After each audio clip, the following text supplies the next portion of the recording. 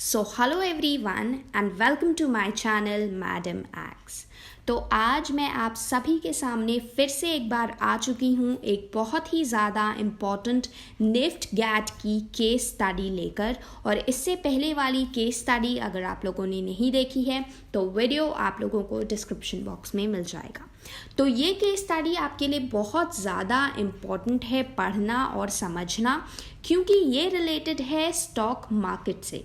और stock market की जो बेसिक टर्म्स हैं उनको समझना बहुत ज़्यादा ज़रूरी है, क्योंकि ऐसी ही केस स्टडी अगर आपके एग्ज़ाम्स में आती है तो आपके लिए बहुत इजी हो जाएगा और आप आसानी से उन डिफ़िकल्ट टर्म्स को समझ पाएंगे। इसलिए इस वीडियो को एंड तक ज़रूर देखिएगा। और अगर आपने मेरा चैनल अभी तक सब्सक्राइब नहीं किया है then please subscribe the channel. और इंस्टाग्राम पे भी आप निफ्ट गैट से रिलेटेड कोई भी क्वेश्चन अगर आपको नहीं आ रहा है तो मुझे मैसेज कर सकते हैं उसका फ़ोटो भेज के, और मैं आपको सॉल्व करके आंसर बता दूंगी। तो इंस्टाग्राम पे भी मुझे फॉलो कर लीजिएगा madam.x के नाम से। तो चलिए देखते हैं आज हम क्या क्या पढ़ने वाले हैं। तो आज हम पढ़ेंगे case study solved and explained with sample questions. So इस केस स्टडी से रिलेटेड सैम्पल क्वेश्चंस भी होंगे एंड ऑफ द वीडियो में, वो भी मैं आप लोगों को बताने वाली हूँ, सॉल्व कराने वाली हूँ। इम्पॉर्टेंट टर्म्स होंगे related to stock market and economy. Then one homework question related to the case study to be answered in the comments. तो एंड ऑफ द वीडियो में एक इम्पॉर्टेंट क्वेश्चन होगा इस केस स्टडी से related, उसका answer सभी लोग मुझे कमेंट करके ज़रूर बताएंगे।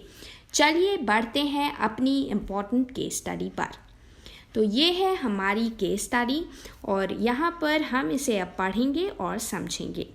The real estate company DLF Limited has acquired the remaining 26% stake in its joint venture company DLF Hotels and Hospitality from the affiliates of Hilton International Company।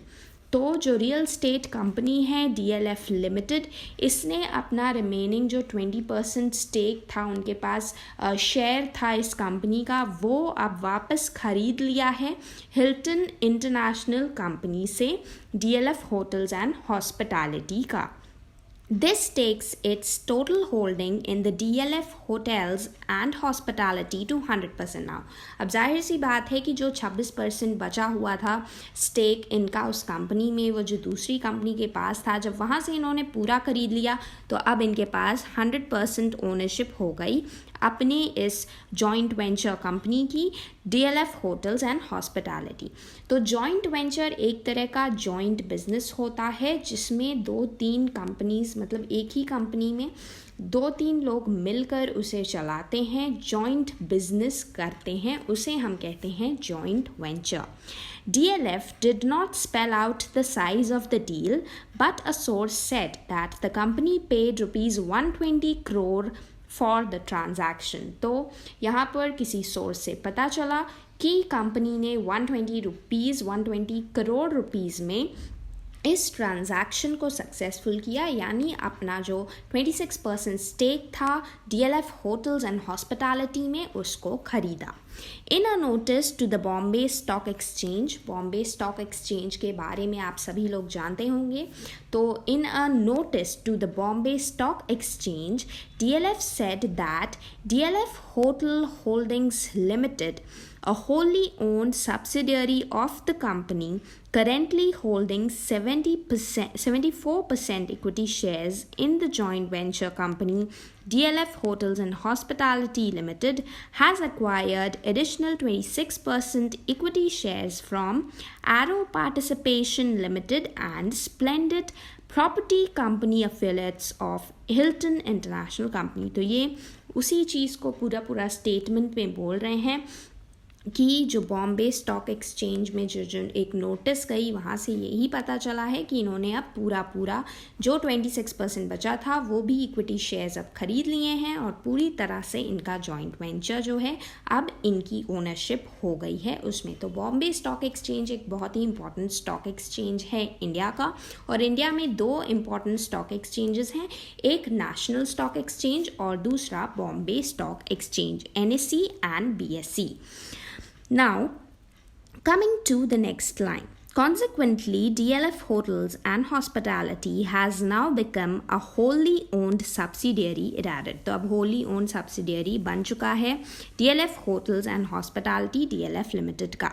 The sources further said that DLF Hotels and Hospitality owns plots of lands for hotel projects but not finished properties. तो जो DLF Hotels and Hospitality है ये own करता है कुछ plots of lands for the hotel projects, but इसमें finished properties नहीं हैं, plots हैं land के जो कि hotel के लिए हैं.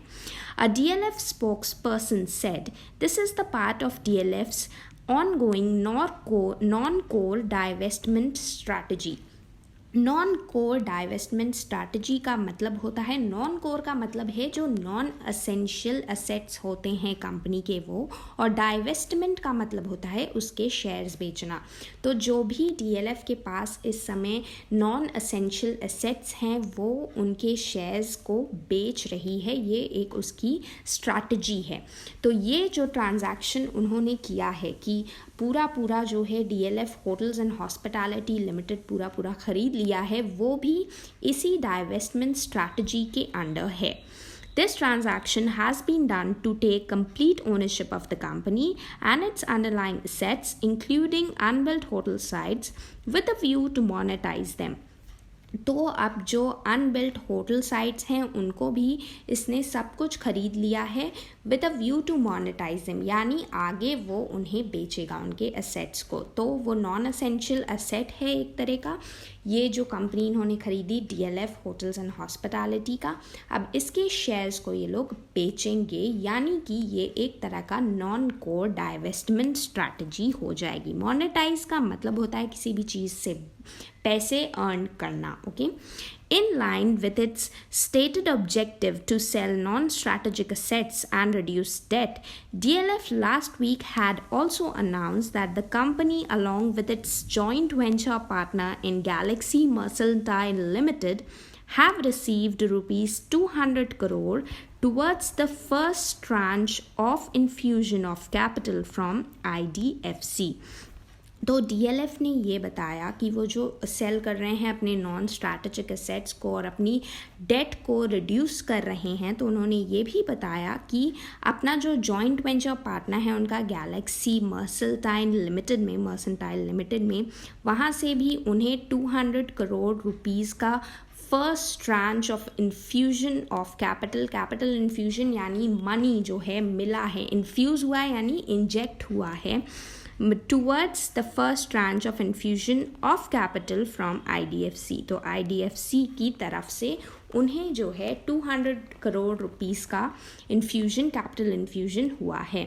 IDFC plans to acquire 100% stake in Galaxy Mercantile limited. तो IDFC ने जो इन्फ्यूजन किया है कैपिटल का वो 200 करोड़ रुपीस का, वो इसलिए क्योंकि वो चाहता है कि 100% स्टेक वो ले ले गैलेक्सी मर्सेंटाइल लिमिटेड में.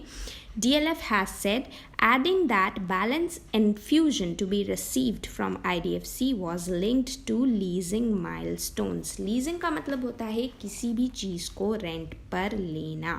तो IDFC जो है वो पूरा अक्वायर करना चाह रही है 100% स्टेक गैलेक्सी मर्सेंटाइल लिमिटेड में, जो भी DLF का एक जॉइंट वेंचर है. तो गैलेक्सी मर्सेंटाइल लिमिटेड भी DLF का एक नॉन कोर असेट है, यानी नॉन एसेंशियल असेट है, जिसे वो डिसइन्वेस्टमेंट उसकी कर रहा है, उसको बेच रहा है ताकि उससे भी उसे कुछ ना कुछ पैसे मिल सकें, फंड्स इंक्रीज हो सकें. तो इन्फ्यूजन, जब कैपिटल इन्फ्यूजन करते हैं तो उसका मतलब यही होता है कि कहीं से पैसों का आना, यानी कहीं से फंड्स रिसीव होना किसी चीज़ को बेच कर या ख़रीद कर, उसे हम कहते हैं कि हमारे पास कैपिटल इन्फ्यूजन हो रहा है, यानी मनी का इनफ्लो हो रहा है, इंजेक्शन हो रहा है। तो ये थी हमारी बहुत इम्पॉर्टेंट केस स्टडी। अब बढ़ते हैं इसी से रिलेटेड कुछ क्वेश्चंस की ओर। तो ये है हमारा first question. What is the main objective of DLF in buying out the Hilton affiliates stake in their joint venture? तो DLF का मेन ऑब्जेक्टिव क्या था इन बाइंग आउट, जो उन्होंने हिल्टन अफिलिएट से अपना पूरा जो है अपनी होटल्स एंड हॉस्पिटैलिटी वाले जेवी का जॉइंट वेंचर का पूरा स्टेक उन्होंने क्यों खरीदा, उसके पीछे मेन मोटिव क्या था। Option A, DLF has the necessary rupees 120 crore needed for the buyout deal. Option B, DLF had committed to the BSE that they would acquire the remaining 26% equity shares at the best price available. Option C, DLF wanted to take full ownership and then sell off the unbuilt hotel sites. And option D, none of the above. तो A option जो है कि DLF has the necessary rupees 120 crore needed, तो ऐसा कुछ इसमें mention नहीं है कि इतना ही उनके पास आराम से था पैसा और इतना था इसी वजह से वो लेना चाह रहे थे, मतलब पैसों की वजह से लेना चाह रहे थे, वो अफोर्ड कर पा रहे थे उसको, इसलिए लेना चाह रहे थे। तो ये कोई ऑप्शन नहीं हुआ, ये हमारा ऑप्शन नहीं, आंसर नहीं है। सेकेंड बी जो है, DLF had committed to the BSE, तो उन्होंने BSE यानी बॉम्बे स्टॉक एक्सचेंज से ऐसा कोई कमिटमेंट नहीं किया था कि वो 26% तब खरीदेंगे जब मार्केट में बेस्ट प्राइजेस अवेलेबल होंगी, तो ऐसा भी कोई कमिटमेंट नहीं था। थर्ड ऑप्शन पे आते हैं, तो DLF wanted to take full ownership and then sell off the unbuilt hotel sites. ये ऑप्शन जो है बिल्कुल करेक्ट है, क्योंकि यहाँ पर हमने जब पैसेज पढ़ा था तो इसमें साफ साफ बोला गया है कि this is the part of DLF's ongoing non-core investment strategy and this has been done to take complete ownership of the company and its underlying assets including the unbuilt hotel sites with a view to monetize them. तो इसी वजह से जैसा भी passage में दिया है वैसे ही आंसर्स हमें बताने हैं, खुद से नहीं बताना है। तो DLF जो है फुल ओनरशिप चाहता था होटल्स एंड हॉस्पिटैलिटी लिमिटेड की, और फिर जो है अनबिल्ट होटल साइट्स को सेल करके वो कैपिटल इन्फ्यूजन करना चाहता था, जिसकी वजह से उसने पूरा जो है जॉइंट वेंचर में अपने पूरे 26% का भी जो रिमेनिंग स्टेक था वो सब भी ले लिया। बढ़ते हैं नेक्स्ट क्वेश्चन पर। How does DLF intend to reduce it debts? तो DLF कैसे अपनी डेब्ट्स को रिड्यूस करने का सोच रहा है। Option A, by selling off unfinished property sites. Option B, by exiting from Galaxy Mercantile Limited. Option C, by launching a joint venture company with IDFC. तो ऑप्शन ए जो है bye selling off unfinished property sites, इससे वो reduce नहीं करना चाहता था अपनी डेट्स को। सेकंड ऑप्शन जो है exiting from Galaxy Mercantile limited, तो इससे एकदम से वो एग्जिट नहीं कर रहा है, ऐसा भी कुछ नहीं दिया गया है। थर्ड ऑप्शन जो है bye launching a joint venture company with IDFC, तो ये हमारा सही ऑप्शन है, क्योंकि वो एक जॉइंट वेंचर कंपनी लॉन्च करने जा रहा था IDFC के साथ, जिससे उसकी कैपिटल इन्फ्यूजन होगा और डेट्स जो हैं रिड्यूस होंगी। डेट्स मतलब होता है किसी भी तरह का लोन्स रीपे करना, ये सब। तो ये सब चीज़ें जब आपके पास पैसा आएगा तभी तो आप डेट्स को आप रिड्यूस कर पाओगे, यानी रीपे कर पाओगे, ताकि डेट्स कम हो सकें। तो सी ऑप्शन हमारा सही है। और जो ऑप्शन है ऑल ऑफ दीज, तो सारे ही हम नहीं ले लेंगे, इसमें ऑल ऑफ दीज नहीं होगा। सी ऑप्शन जो है यही सबसे ज़्यादा रेलेवेंट ऑप्शन है। बढ़ते हैं थर्ड क्वेश्चन पर। ये क्वेश्चन सभी लोग मुझे कमेंट में आंसर करेंगे। तो क्वेश्चन है हमारा, what is the strategic role being played out presently by DLF limited subsidiary company DLF hotels and hospitality. तो DLF होटल्स एंड हॉस्पिटैलिटी जो सब्सिडियरी कंपनी है DLF की, यानी एक पार्ट है DLF ग्रुप का, उसका अभी स्ट्रैटेजिक रोल क्या वो प्ले कर रही है। ऑप्शन ए है acquiring more and more land for DLF group, option B developing DLF groups hotel chains, option C buying out all DLF groups program foreign partners, buying out all of DLF's foreign partners, option D helping execute DLF group's divestment plans।